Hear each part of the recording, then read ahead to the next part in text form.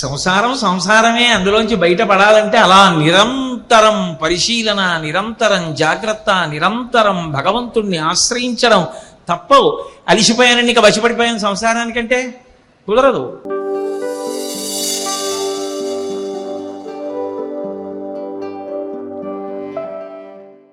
గృహస్థాశ్రమాన్ని పాడు చేసుకోవడానికి ఇవ్వలేదు ఋషులు. ధర్మము చేత అర్ధకామములను ముడివేసుకుని నీ జీవితాన్ని సాఫల్యం చేసుకుని చక్కగా వైరాగ్యాన్ని పొంది ఈశ్వర పథంలో ప్రయాణించమని ఇచ్చారు. కుంతీదేవి ప్రార్థన చేయలా, యాదవులందు పాండు సుతులందు నాకు మోహ విచ్ఛేదము చేయుమయ్య, ఘనసింధువు చేరిడి గంగభంగి నీపాద సరోజ చింతనముపై అనిశము మదీయ బుద్ధి అచ్చాదర వృత్తితో గదియగనట్లు చేయగదయ్య ఈశ్వరా అని అడిగింది. ఈశ్వర, ఎన్నాళ్ళు ఈ పాశాలు అర్థం లేకుండా నా కర్తవ్యాలు పూర్తయ్యాయి, ఈ పాశములు తెగి నీ వైపుకి నేను నడవగలిగినటువంటి ప్రస్థానం నాకు కల్పించమని అడగాలి. కాకుండా ఇరుక్కుపోతానంటే ఇరుక్కుపోతాడు. ఆ ఇరుక్కుపోయినటువంటి స్థితి సంసారమునందు మగ్గులుడైన జీవుని యొక్క ప్రతిబింబమే గజము, జగ గజ. అందుకని ఇరుక్కున్నాడు గజేంద్రుడు. ఎక్కడి నుంచి రావాలి మృత్యువు? సరసిలో నుండి పొడగని సంభ్రమించి ఉదరి కుప్పించి లంఘించి హోంకరించి భాను కబళించి పట్టు స్వర్భానుపగిది ఒక్క మకరేంద్రుడి భరాజు ఒడిసిపట్టే. నేను ఎన్ని మాటలన్నాను? శాబ్దిక ప్రత్యక్ష ప్రసారం పోతన గారిది. మా కంటికి కనపడేటట్టుగా ప్రత్యక్ష ప్రసారాలు ఉంటాయి, వారిది శాబ్దిక ప్రత్యక్ష ప్రసారం.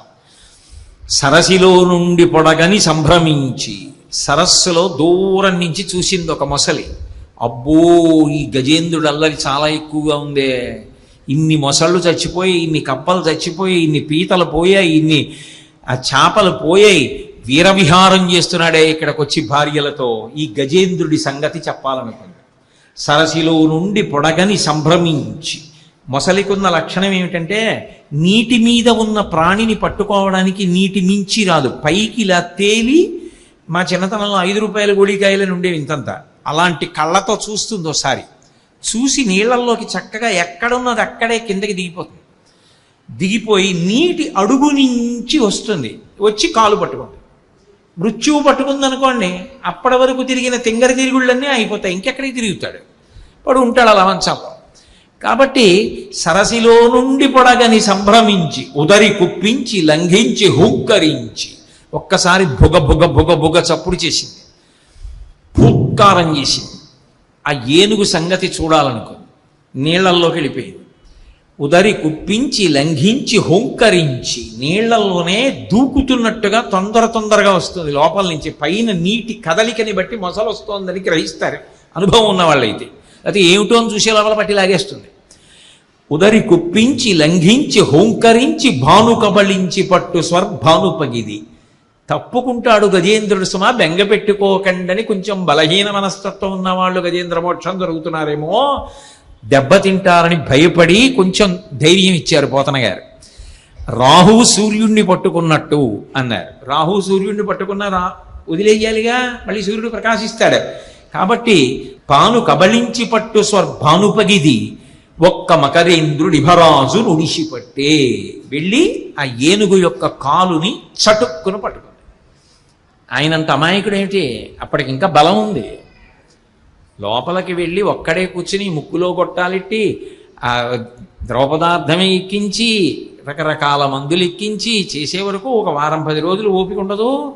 కాబట్టి ఉంది ఆయనకి ఇంకా ఓపిక. అందుకే ఆయన ఏం చేశాడంటే మొసలి పట్టుకుందని గమనించి తన యొక్క దంతాల చివర భాగాలతో దాని యొక్క పొలుసుల లోపలికి గుచ్చుకునేటట్టుగా పిడుగుపాట్లు కింద గుచ్చాడు. గుచ్చి తొండానికి చుట్టి ఒక్కసారి దాన్ని ఎత్తి అవతలకి విసిరి బారేశాడు సరోవరంలో. ఇప్పుడు ఆయనకి ఇక సరోవరంలో ఉండడం ఇష్టం లేదు, ఎంత తొందరగా గట్టెక్కిపోవాలన్నది ఆయన లక్ష్యం. మరి మిగిలిన వాళ్ళందరూ ఏం చేస్తున్నారు?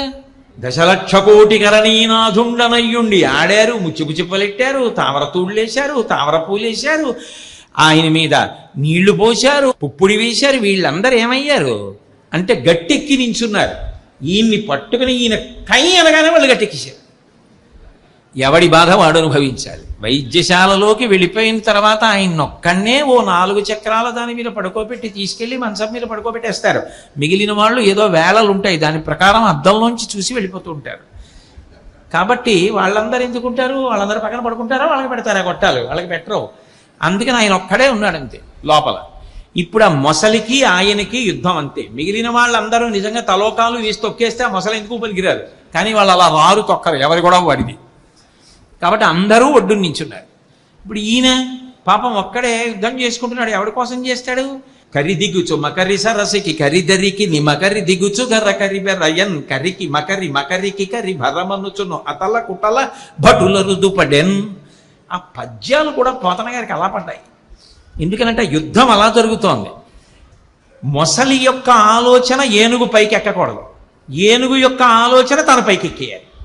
కాబట్టి ఏనుగు 4 అడుగులు ముందుకు వెళ్ళేటప్పటికీ మొసలి బలం తెచ్చుకొని అడ్డడిపోతుంది, అడ్డడిపోయి నీళ్ళలోకి లాగేస్తుంది. ఏనుగు మొసల్ని దూరంగా విసిరేసి అది కొంచెం ఓపిక తెచ్చుకొని అడ్డొచ్చే లోపల తను గట్టెక్కేయాలి. సంసారంలోంచి బయటపడాలనేటటువంటి జీవుడి యొక్క తహతహ ఎలా ఉంటుందో, సంసారము మృత్యు అయితే మృత్యువు నుంచి తప్పించుకొని వారం రోజులు అయిపోయింది డాక్టర్ గారు డిశ్చార్జ్ ఎప్పుడు చేస్తారండి, చూద్దాం ఒక 4 రోజులు ఆగండి, మళ్ళీ 4 రోజులు అంటే ఎలా ఉంటుంది. కాబట్టి కరి దిగుచు మకరి సరిసికి కరిదరికి ని మకరి దిగుచు కర కరి బెరయన్ కరికి మకరి మకరికి కరి భరమనుచును అతల కుటల భటుల రుదు పడేన్. తొండంతో చుట్టేస్తోంది, విసిరేస్తోంది, మళ్ళీ దగ్గరికి వస్తోంది. ఏనుగిలా కొంచెం గట్టు దగ్గర వరకు వెళ్ళడాన్ని చూస్తోంది. గబ గబ గబ గబ నీళ్లలోంచి వచ్చి ఎగిరి పైకి వీపు కరిచేసి వెనక్కి పడి తోక కరిచి మళ్ళీ కాలు పట్టుకుని నీళ్లలోకి లాగేస్తోంది. ఎలాగైనా ఏనుగు యొక్క శక్తి నశించిపోవాలని మొసలి కోరిక, ఎలాగైనా మొసలి నీరసపడిపోతే గట్టెక్కేద్దామని ఏనుగు కోరిక. ఇద్దరూ అలా కొట్టుకుంటున్నారు. ఎన్నాళ్ళు కొట్టుకున్నారు అంటే 1 రోజు కాదు, 2 రోజులు కాదు. అలయక సొలయక వేసట నొలయక కరి మకరి తోడను దండత రాత్రులు సంజలు దివసంబులు సలిపెన్ పోరొక్క 1000 సంవత్సరముల్ అన్నారు పోతన గారు. ఏమి పద్యరచనండి అసలు. అలయక సొలయక వేసట నొలయక. నేను అలిసిపోయానండి అంటే ఎలా కుదురుతుంది? సంసారం సంసారమే, అందులోంచి బయటపడాలంటే అలా నిరంతరం పరిశీలన, నిరంతరం జాగ్రత్త, నిరంతరం భగవంతుణ్ణి ఆశ్రయించడం తప్పవు. అలిసిపోయానండి ఇక వశపడిపోయాను సంసారానికంటే కుదరదు. కాబట్టి మృత్యువు అంతే, సంసారమే మృత్యువు. ఎప్పుడు ఏ జన్మలో సంధ్యవేళలో పోరాటం చేసి వదిలేశాను, ఏ జన్మలో రాత్రివేళ పోరాటం చేసి ఇక ఓడిపోయి వదిలేశాను, ఏ జన్మలో పగటివేళ పోరాటం చేసి ఇంకా చేయలేక వదిలేశాను. అలయక సొలయక వేసట నొలయక కరి మకడితోడను దండత రాత్రులు సంజలు దివసంబులు సలిపెన్ పోరొక్క 1000 సంవత్సరముల్. 1000 అంటే సంస్కృతంలో సహస్రం, సహస్రం అంటే అనంతం. అది ఈనాటి పోరు కాదు, అనంతం. ఆ పోరు అలా కొనసాగుతూనే ఉంది. సంసారంలోంచి బయటపడాలని జీవుడు చేసేటటువంటి ప్రయత్నం ఎక్కడో అక్కడ జారిపోయి మళ్ళీ కిందకి వెళ్ళిపోతూ ఉండడం, మళ్ళీ ప్రయత్నం చేయడం, మళ్ళీ జారిపోతూ ఉండడం, మళ్ళీ ప్రయత్నం చేయడం. భాగవతంలో జడభరతోపాఖ్యానం లేదు? ఎంత జాగ్రత్తగా ఉండాలండి. అదొక అశిధారా వ్రతం. అందులో మొదటి మెట్టు మించి జారిపోతే కాలు మడత పడుతుంది, 99వ మెట్టు మించి జారిపోతే నడుము విరిగిపోతుంది. సాధనలో పైకి ఎక్కిన కొద్దీ జాగ్రత్త మరింత అవసరం. అందుకే అలయక సొలయక వేసట నొలయక కరి మకరితోడను దండత రాత్రులు సంజలు దివసంబులు సలిపెన్ పోరొక్క 1000 సంవత్సరముల్. మకరితోడ పోరు మాతంగ విభుని ఒక్కరినిడించిపోవ కాళ్ళు రాక కోరి చూచుచుండే కుంజరీయూధంబు మగలు తగులు కారి మగువలకును. ఏమి పద్యాలండి. పోతన గారు ఒక్కసారి శరీరంతో కనపడితే నిజంగా ఆయన అరికాళ్ళు నాకాలి. ఏమి పద్యరచన మహానుభావుడిది. అంటారు మకరితోడపోరు మాతంగ విభుని. ఆ మొసలితో పోరాడుతున్నటువంటి తన భర్త అయిన ఏనుగుని ఇన్ని లక్షల కోట్ల ఆడ ఏనుగులు చూస్తున్నాయి, గట్టెక్కి నించున్నాయి. ఒక్కరిని డించిపోవ కాళ్ళు రాక.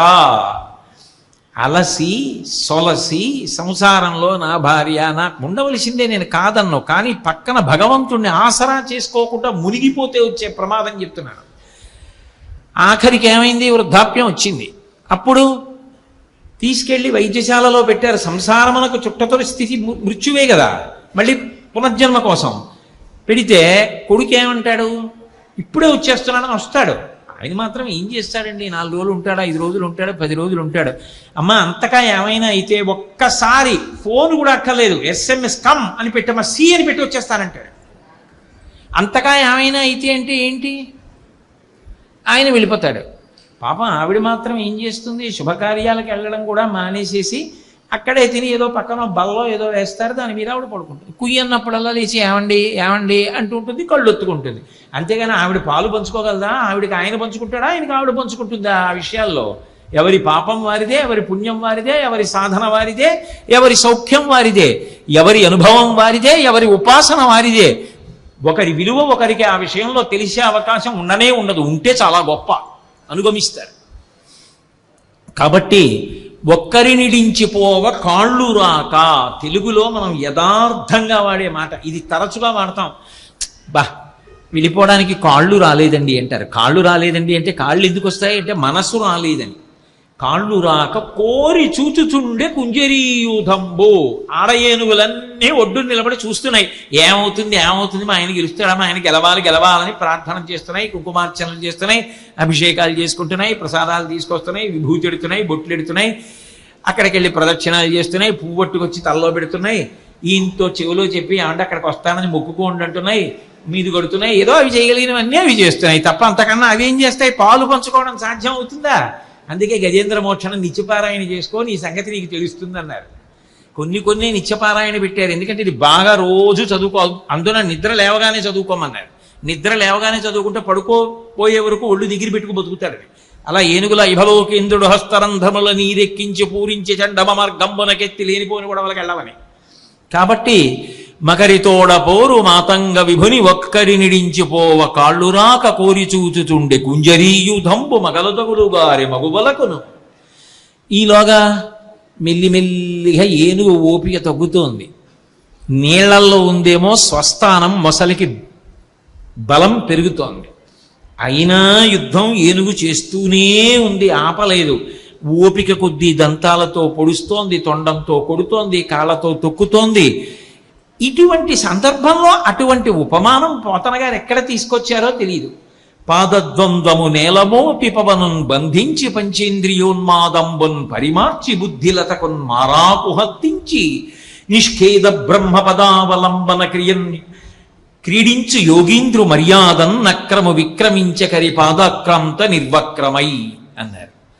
ఒక యోగి తనలో తాను కూర్చుని గొప్ప ధ్యానం చేసి అంతర్ముఖ సమారాధ్యా బహిర్ముఖ సుదుర్లభ కదూ, లోపల ఉన్నటువంటి పరదేవత యొక్క పదముల జాడ కనిపెట్టి ఉపాసన చేసేటప్పుడు ఎలా ఉంటాడో అటువంటి స్థితిలో మొసలి ఉందిట. అంటే ఇక ఏనుగు శక్తి తగ్గిపోయింది. పాదద్వంద్వము నేలమోపి, యోగి పాదములను రెండింటినీ నేల మీద పెట్టి పాదద్వంద్వము నేలమోపి పవనున్ బంధించి ఊపిరిని బాగా నియంత్రించి పంచేంద్రియోన్మాదంబున్ పరిమార్చి పంచ జ్ఞానేంద్రియముల యొక్క ఉన్మాదాన్ని ఆపుచేసి బుద్ధిలతకున్ మారాకు హత్తించి, బుద్ధి అనబడేటటువంటి తీగకి కొత్త ఆకు తొడిగి నిష్ఖేద బ్రహ్మ పదావలంబన క్రీడించు యోగీంద్రు మర్యాదన్, పైన ఉన్న వాటిని వేటిని చూడకుండా వినకుండా లోపలికి వెళ్ళిపోయి లోపల భగవంతుని యొక్క పాదార విందములను గట్టిగా పట్టుకుని ఆ పట్టుకున్నటువంటి ధ్యానస్థితిలో కలిగినటువంటి ఆనందము చేత పొంగిపోతూ తనలో తాను రమిస్తున్నటువంటి యోగిలా మొసలి బుద్ధిలతకున్మారాకు హత్తించి నిష్ఖేద బ్రహ్మ పదావలంబన క్రీడించు యోగీంద్రు మర్యాదన్ నక్రమ విక్రమించ కరి పాదాక్రాంత నిర్వక్రమై. అయితే ఈ పద్యంలో పోతన గారి గొప్పతనం ఎక్కడుందంటే, ఏనుగు యొక్క ఓపిక అంతా తగ్గిపోయింది. ఇక ఓపిక తగ్గిపోయి యుద్ధం కూడా సరిగ్గా చెయ్యలేక నీరసపడిపోయినటువంటి ఏనుగుకి పొట్ట కొరికేసింది, తోక కొరికేసింది, వీపు కొరికేసింది. అనేక మాటలు ఏనుగు నీళ్లలో పడిపోయింది.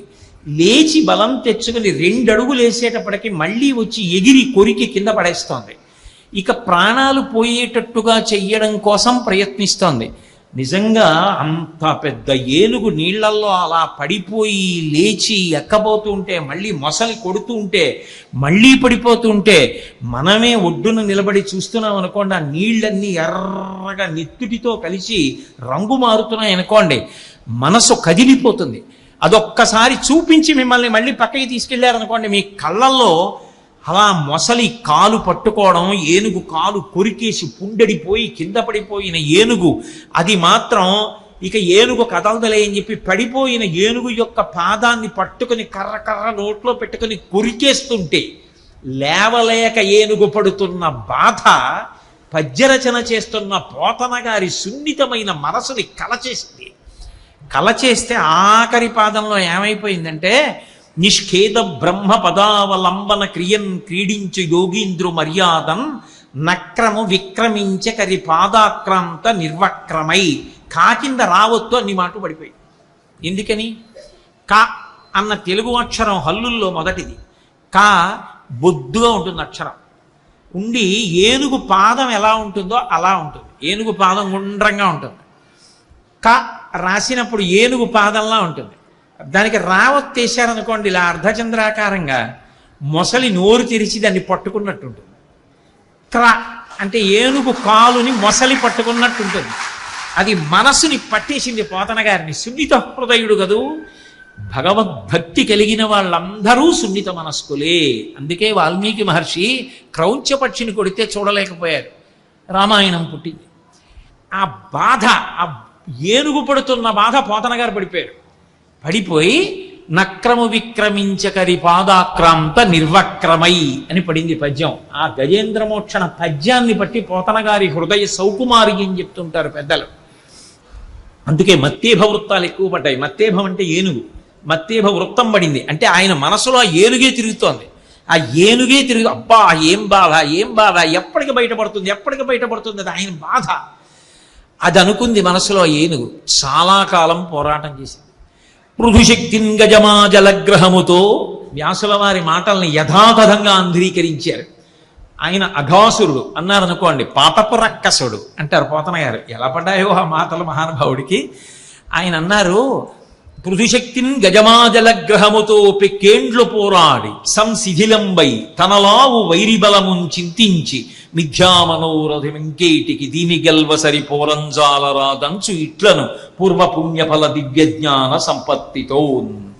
పృథుశక్తిన్ భూమి మీద ఉంటేనే బలం ఏనుక్కి.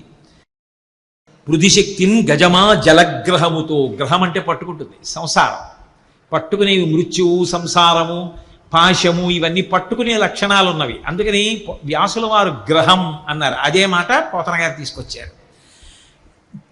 గజమా జలగ్రహముతో పెక్కేండ్లు పోరాడి చాలా కాలం యుద్ధం చేసి సంశిథిలంబై తనలావు, తన ఇక శక్తి పోయింది, ఇక నేను యుద్ధం చేయలేనని తెలిసిపోయింది.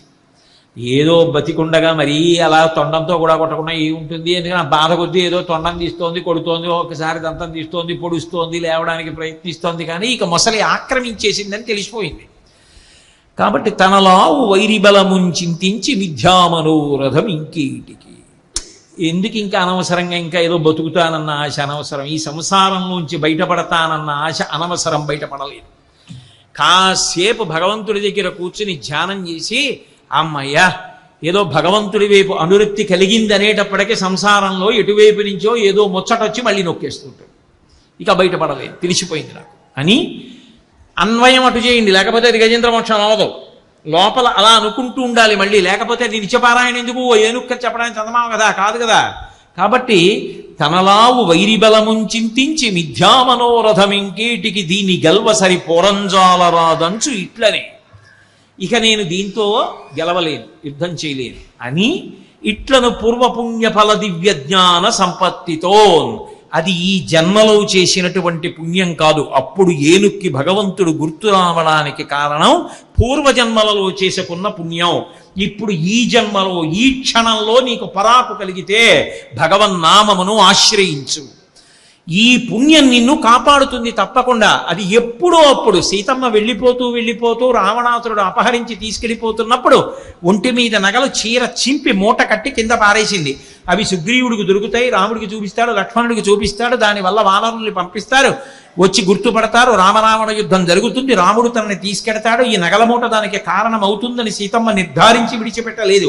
విడిచిపెట్టిన నగలమూట సుగ్రీవుడికి దొరికి తర్వాత సీతారాములు కలవడానికి కారణమైనట్టు నువ్వు తెలిసో తెలియకో ఇప్పుడు పట్టుకున్న పుణ్యమేదో పట్టుకున్న భగవన్నామేదో అది నీకు ఉత్తర జన్మల యందు కాపాడడానికి సాధనమవుతుంది. పట్టుకో, వైక్లభ్యమొద్దు, ఇందులో విలంబనమొద్దు, జాగ్రత్త, పట్టుకో. లేకపోతే గజేంద్రుడికి ఎలా గుర్తొచ్చింది ఒక ఏనుక్కి, పూర్వపుణ్యఫల దివ్య జ్ఞాన సంపత్తితో.